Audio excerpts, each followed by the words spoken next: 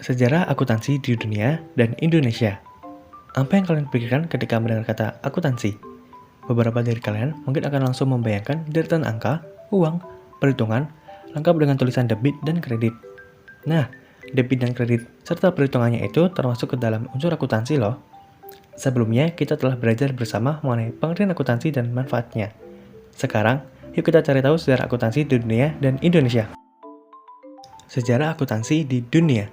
Pada tahun 1494, Luca Pacioli mempublikasikan buku yang berjudul Summa de Arithmetica, Geometrica, Proportioni et Proportionalia.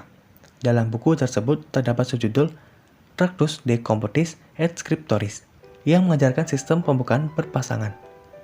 Subjudul inilah yang menjadi cikal bakal munculnya akuntansi. Setahun setelah buku tersebut dipublikasi, akuntansi mulai diterapkan di Italia. Seiring berjalannya waktu, akuntansi mulai diakui sebagai disiplin ilmu tersendiri. Setelah Perang Dunia II, pengaruh akuntansi semakin terasa di dunia barat. Bagi banyak negara, akuntansi merupakan masalah nasional dengan standar dan praktek nasional yang melekat erat dengan hukum dan aturan profesional. Sistem perpasangan adalah sistem pencatatan semua transaksi menjadi debit dan kredit. Kedua bagian ini diatur agar selalu seimbang.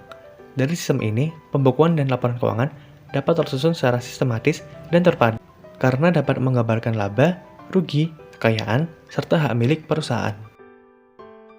Selanjutnya, sistem akuntansi diberi nama sesuai dengan nama orang yang mengembangkannya atau dari nama negara masing-masing.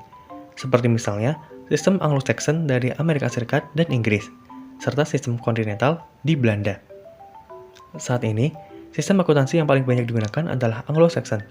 Ini disebabkan karena Anglo-Saxon dapat mencatat berbagai macam transaksi secara lebih mudah. Di samping itu, sistem Anglo-Saxon melakukan pembukuan yang terdapat dalam satu bagian akuntansi, sedangkan sistem lain justru memisahkan antara pembukuan dengan akuntansi.